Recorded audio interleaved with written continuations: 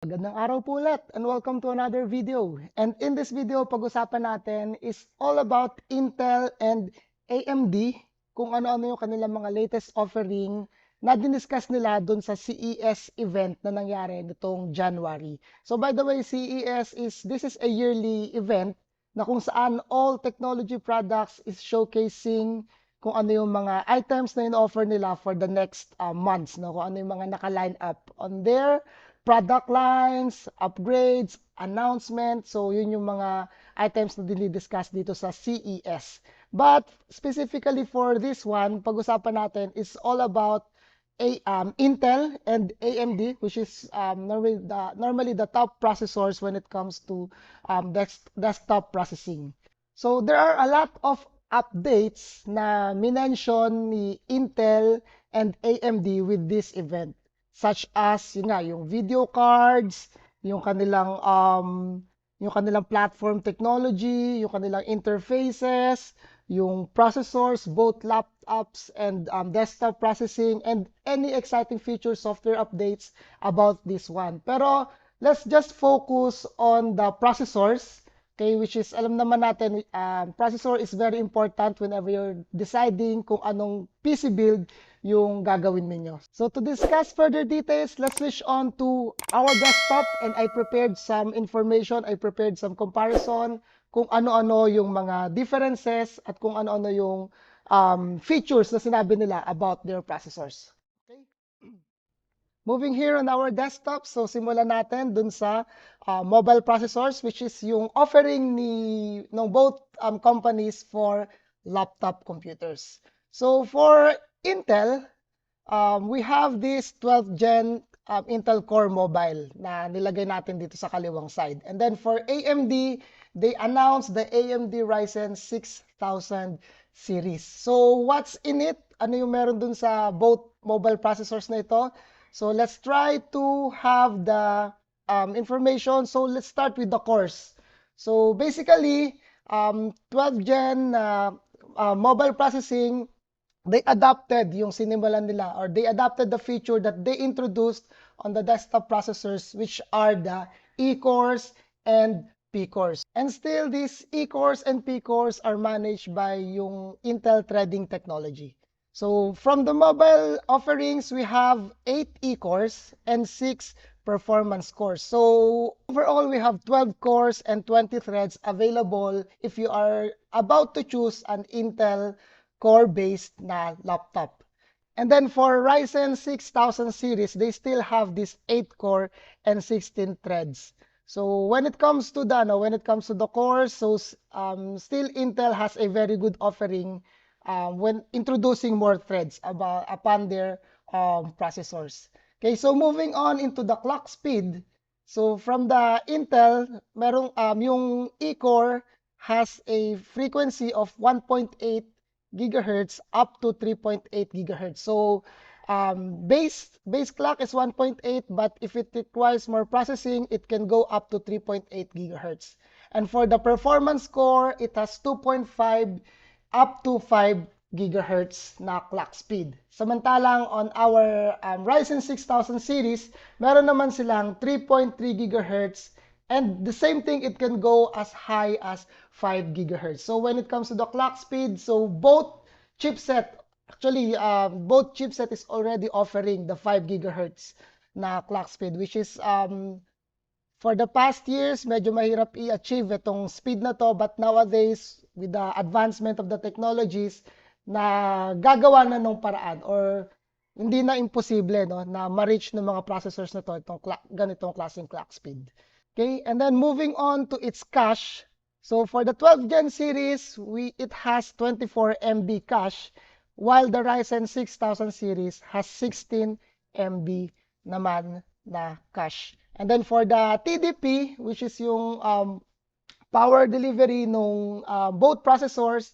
So for Intel 12 Gen, it has both 45 watts for Intel and AMD. Although there are some reviews na may nakuha tayong information that for the mobile processors ng 12 Gen, it can go up to 115 watts for as long as you're already using your maximum performance or maximum capability ng processor mo. May mga chances that it can go up to 115 watts. Okay, so wala po tayong nakuha na information as of about AMD. So that's why we captured only kung ano yung in-offer nila dun sa launch, which is 45 watts. But if you will also see or or if you will also observe, both processors is trying to be efficient in their own ways. Actually, yung 45 watts na TDP is good enough.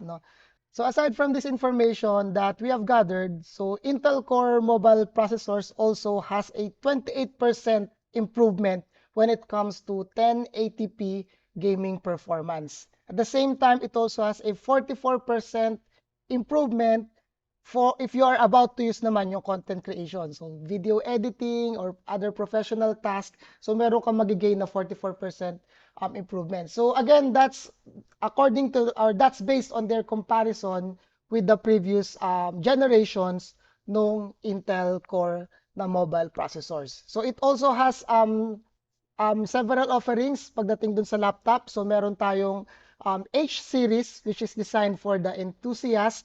We also have this P series for the performance laptops. And we also have this U series para dun sa mga business or yung tinatawag nga nila na modern type ng mga laptops. And then for AMD, if you will move on, if you will notice, medyo hindi ganun ka-exciting yung cores, yung cache na ino-offer ni AMD, but dito po talaga bumawi yung ating AMD or yung ating Ryzen na platform.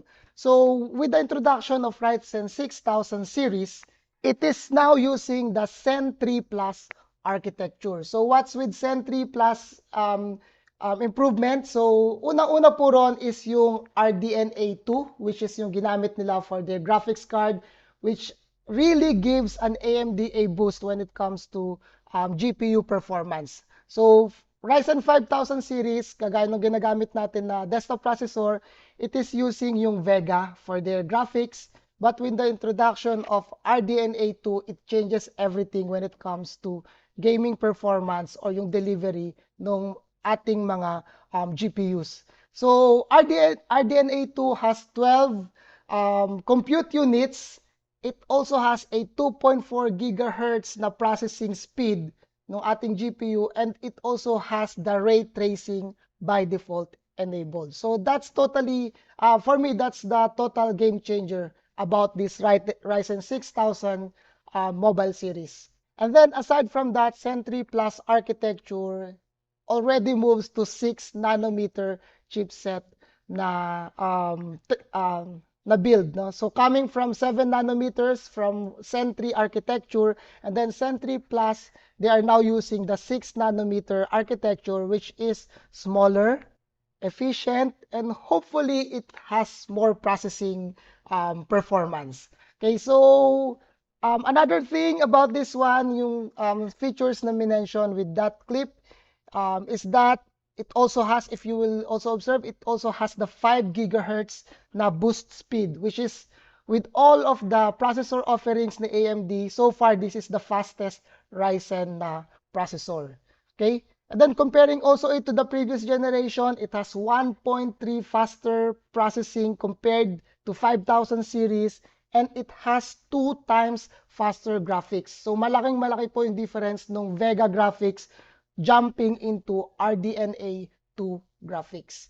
And then another thing, ano yung mga benefit if you are about to use yung Ryzen 6000 series? So comparing it to the previous generation, when it comes to video encoding or video editing, it has 69% improvement. And then when it comes to rendering, 3D rendering, it has 125% performance improvement. And for 1080p gaming, almost doubled, 100% din yung performance gain mo if you are about to use this Ryzen 6000 series. And then, for the efficiency, AMD is promising that these processors, these laptops, has the efficiency of up to 24 hours nung inyong battery life. So imagine if you're about to use an AMD laptop. And if this is true, syempre based on your usage, sigurado tayo na masusulit at masusulit mo yung paggamit ng inyong laptop. Okay, so once again, that's it for their mobile processors offering. So from Intel, we have the 12th Gen Intel Core mobile processors. And then for AMD, we have the AMD Ryzen 6000 series, which is running in Zen 3 Plus architecture. Okay, so, and now let's move on to the desktop side. So, on the desktop processors naman, so we also have yung different offerings din, no? So for Intel, we have the 12th Gen Intel Core processor, which is yung kanilang KS for the desktop series. And then for AMD, we have this new offering or new technology na naman na inintroduce ni AMD, which is called the Ryzen 7 5800X 3D. So there's already a VCache on this processor. Pinag-uusapan na po ito nung the past years, and then AMD make it official this time about this 3D VCache. Okay, so let's try to discuss that one further, but for the meantime, let's try to compare ano-ano yung differences nitong desktop processors na ito. So, for the desktop processors, still, they're adapting kung ano yung launch nila during the 12,900K series. But for the KS series, they are still maintaining this 16 core and 24 threads, still with the 8 E-cores and 8 performance cores. Okay, so while on the 5800X 3D, it is using the 8-core and 16-thread when it comes to its core counts. Okay, for the clock speed, so for Intel, it has a 5 gigahertz na clock speed across all cores, and then for each single core, it can go up to 5.5 gigahertz. While for the dun sa ating AMD, it has the maximum boost speed of 4.5 gigahertz. Okay, so for the cache, medyo hindi lang ako sure with this information that I got, but for the cache, it has a 30 MB, while on the AMD, it has 32 MB by default, or yung sinasabi na 2D, and since this is a new technology that AMD is introducing, if you are utilizing the 3D VCache, it can go up to 64 MB. Okay, so sorry, this is MB. No? If we are running that 3D parts. And then for the TDP, I'm also not sure with this information. We still need to further check. But initially, we have gathered this 65 watts na TDP, while AMD can go up to 105 watts naman doon sa TDP cache. And then on this launch, Intel tries to complete yung kanilang family lineup for 12th gen na processors. And then going to AMD, wherein they tried to introduce yung kanilang 3D VCache. So there are a lot of exciting features about this one. So when it comes to the performance across previous generations, so it has a 15% faster 1080p gaming performance compared to 5900X. And then also, they also have this comparison to the Intel 12900K, wherein AMD is saying that it also has a higher gaming performance. And then actually what's exciting and what I like about this processor is that yung inintroduce ni AMD na 3D VCache is compatible for 4000 and 5000 series na motherboards. So if you're currently running on those boards, so that's a good news for you, and that's the good news for all of us kasi we can still have the upgrade path dun sa we can still have the upgrade path to use this processor. Okay. So siguro abangan natin yan, ano? And then let's see kung ano yung magiging price, and then based on my build, I think that's the that's the latest, or that's the last upgrade that I can go with the type of build na ginawa ko. So that's it for the comparison between Intel and AMD. So maraming salamat po, and I hope those information will help you decide sooner kung anong klaseng processor yung gagamitin ninyo. Are you going for Team Blue or are you opting for Team Red?